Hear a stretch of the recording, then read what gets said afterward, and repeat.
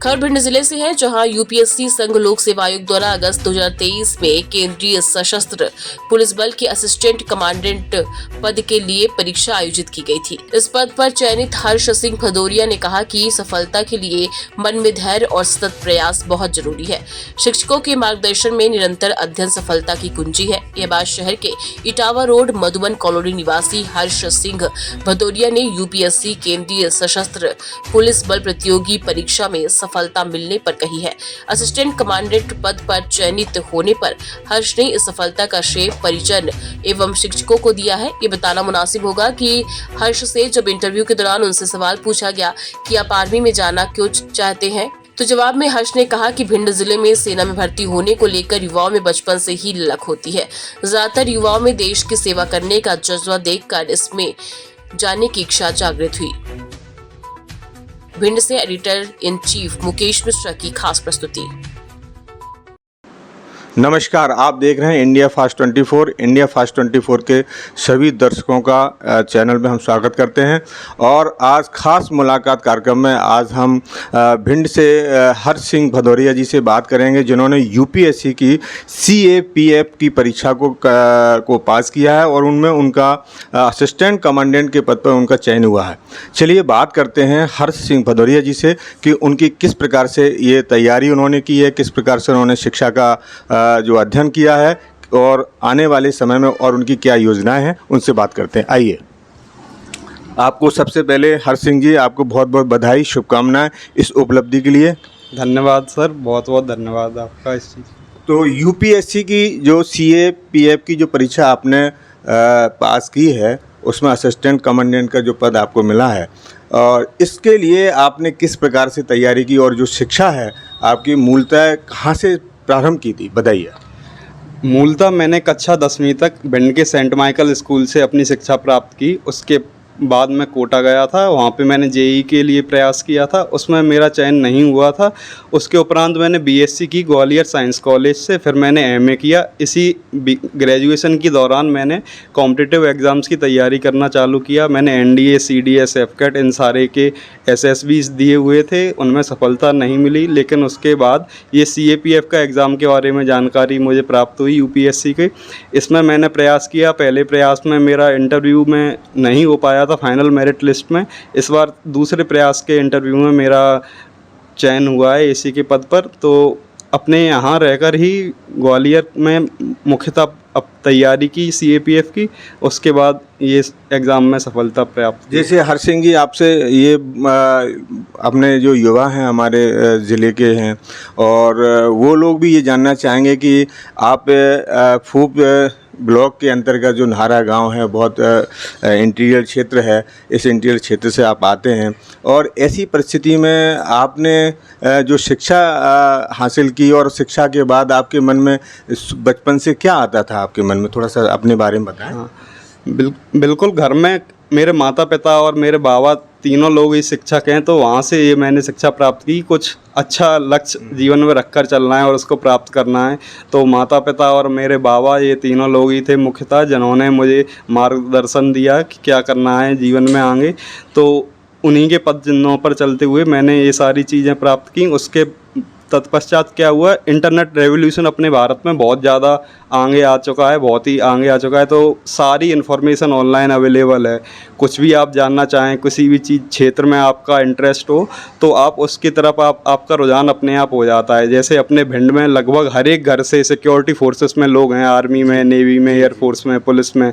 तो एक नेचुरल लगान रहता है यहाँ के क्षेत्र के युवाओं का कि सिक्योरिटी फोर्सेस को ज्वाइन करें। तो उसी क्रम में मैंने भी ये काफ़ी पहले से ट्राई किया था कि सिक्योरिटी फोर्सेस में जाना है, आर्म्ड फोर्सेस में जाना है ऐसे ऑफिसर। तो उसी का वही मेन मेरा उद्देश्य था वहाँ पे जाने का। तो इसी की तैयारी करते हुए मुझे सफलता इसमें प्राप्त हुई। फिर अक्सर देखा ये जाता है कि लोगों में ये स्थिति बनी रहती है, मनोस्थिति रहती है कि बड़े शहरों में हम जाएं, हमारे बच्चे बड़े शहरों में जाके बड़ी बड़ी कोचिंग अटेंड करें तो ही सफलता मिलती है।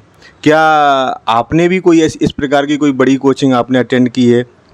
नहीं, ऐसी बहुत ज़्यादा बड़ी कोचिंग तो कोई अटेंड नहीं की है, लेकिन हाँ मैंने कोचिंग ज़रूर की थी।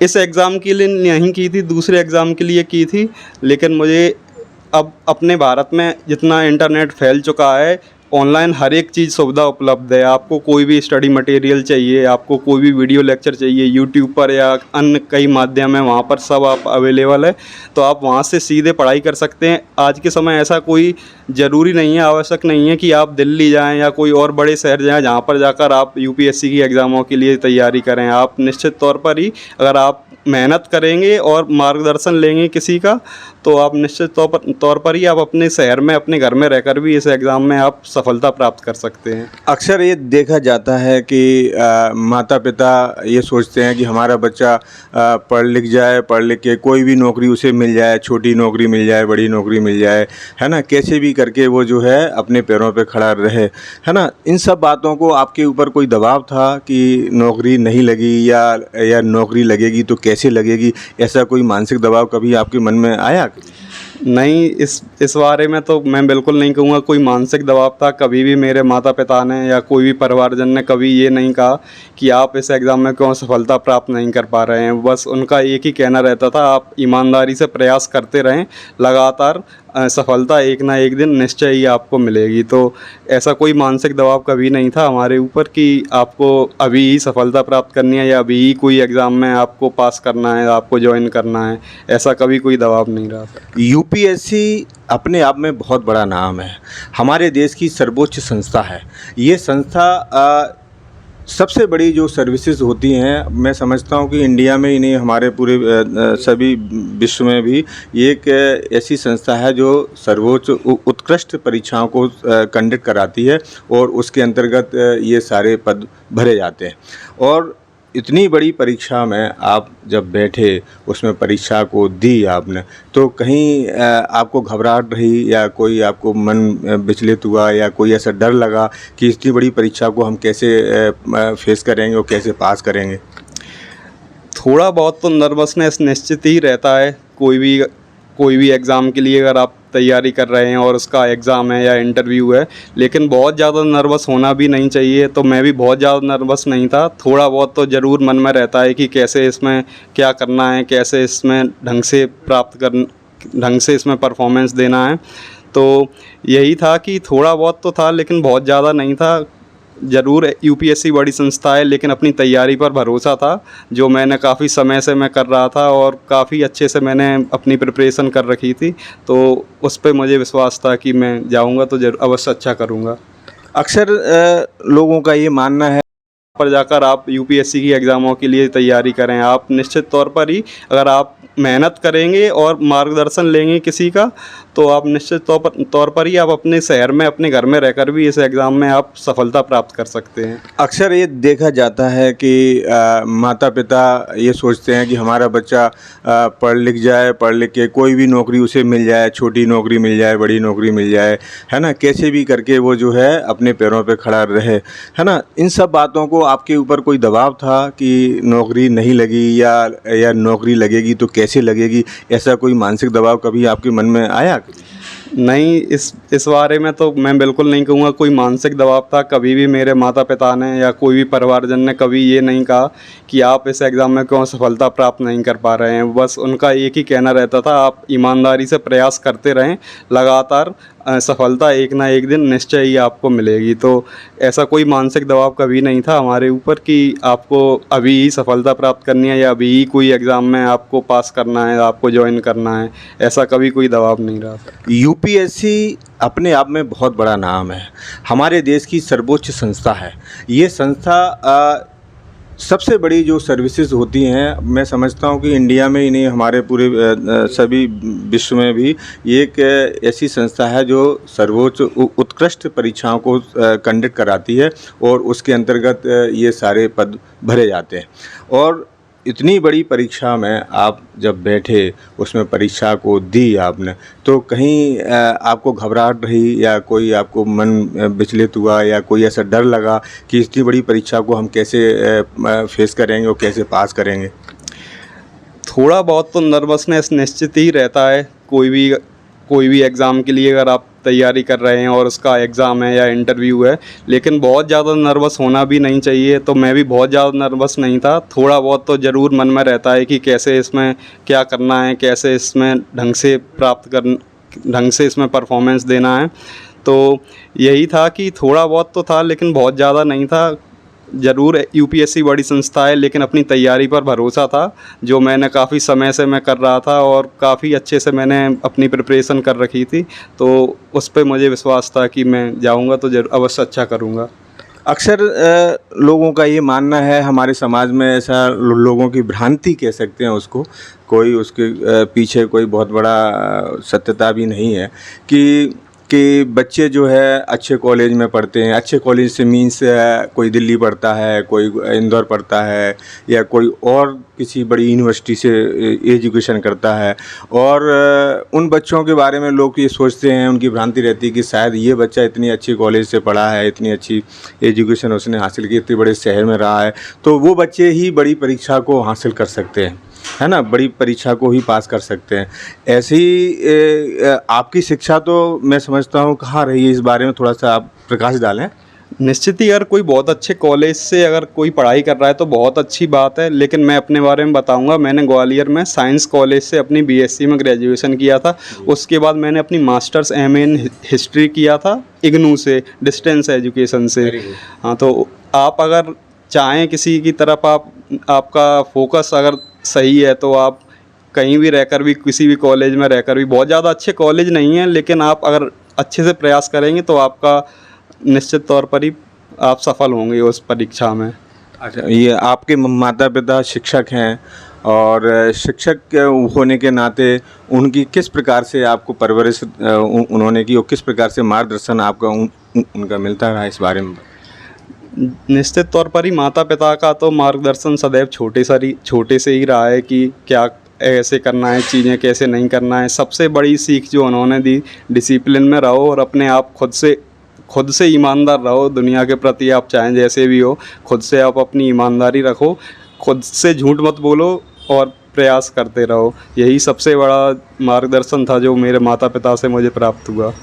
भिंड के बारे में जो नकारात्मक सोच हमारे देश में बनी हुई है, और कहीं ना कहीं हमारे भिंड के युवा अब उस नकारात्मक सोच को पीछे छोड़ते हुए, है ना, उनकी छवि को पीछे करते हुए अच्छी छवि की ओर ले जा रहे हैं। कई बच्चे हमारे जो है शहर से, हमारे ज़िले से अच्छे अच्छे पदों पे जा रहे हैं, खेल के क्षेत्र में भी जा रहे हैं, शिक्षा के क्षेत्र में भी बहुत आगे जा रहे हैं। अब हमारे ज़िले के युवाओं के लिए क्या संदेश देना चाहेंगे? ईमानदारी से प्रयास करें, जिस भी क्षेत्र में आप जाना चाहें। ज़रूरी नहीं है कि आप यूपीएससी या कोई और सिविल सर्विसेज के एग्ज़ाम के लिए में ही आप अच्छा करें। किसी भी क्षेत्र में आप अच्छा करें, पूरे लगन से करें, मेहनत से करें। बिल्कुल भिंड का कोई भी अगर बच्चा, कोई भी युवा और कोई भी हमसे सीनियर है, कोई भी कहीं भी अच्छा करता है तो हम सबको बहुत खुशी प्राप्त होती है। तो यही है कि आप ईमानदारी से अपना काम करते रहें, किसी भी क्षेत्र में हों आप। बहुत अच्छा लगता है सारे लोगों का, अगर अपने यहाँ से लोग बहुत अच्छे पदों पर चयनित होते हैं तो बहुत गौरव की बात है ये। आपका चयन यूपीएससी के द्वारा असिस्टेंट कमांडेंट के पद पे हुआ है, आप संतुष्ट हैं? हाँ, संतुष्ट हैं, निश्चित तौर पर संतुष्ट हैं। काफ़ी लंबे प्रयास के बाद मैंने ये सफलता प्राप्त की है, तो अभी तो संतुष्ट हैं काफ़ी। आप अपनी सफलता के पीछे किन किन लोगों का श्रेय मानते हैं? मेरे परिवारजन, माता पिता, बाबा दादी, शुभचिंतक सारे, और मेरे दोस्त जो काफ़ी अच्छे मित्र हैं, और गुरुजन जिनका सबसे बड़ा योगदान रहता है बचपन से लेके अभी तक, सारे उन सब का सबसे बड़ा योगदान है। बहुत बहुत धन्यवाद, आपने इंडिया फास्ट 24 चैनल से आपने बात की। और अब हम बताना चाहेंगे कि हर्ष सिंह भदौरिया मूलतः हमारे नेहरा गांव फूप के अंतर्गत आता है, वहां के निवासी हैं, माता पिता शिक्षक हैं। इसके साथ साथ उन्होंने बहुत ही ग्वालियर में, अपने पास के ज़िले के ग्वालियर शहर में रह के उन्होंने पूरी परीक्षा की तैयारी की, और इस पूरी परीक्षा की तैयारी के बाद आज वो खुश हैं और अपने माता पिता का आशीर्वाद मानते हैं, गुरुजनों का आशीर्वाद मानते हैं, अपने दोस्तों को का सहयोग मानते हैं। और निश्चित तौर पे हर्ष सिंह जी ने हमारे भिंड ज़िले का नाम गौरवान्वित किया है। हम उनको पुनः इंडिया फास्ट 24 परिवार की ओर से पुनः बधाई देते हैं। बहुत बहुत धन्यवाद। धन्यवाद सर। खुशी की बात है।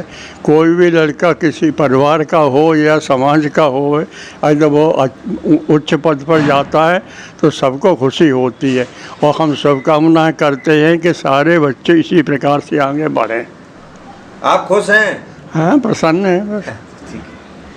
आप पिताजी हैं और बच्चे के, और उनसे पूछेंगे आपको कैसा लग रहा है कि आपके बच्चे ने इतनी बड़ी देश की बड़ी परीक्षा को पास किया है, कैसा लग रहा है आपको? बहुत गर्वित महसूस कर रहा हूँ कि बच्चे ने मेरा परिवार का और देश का नाम, बहुत जिले का नाम रोशन किया है। हम चाहते हैं कि भिंड का हर बच्चा इसी प्रकार से आगे बढ़े।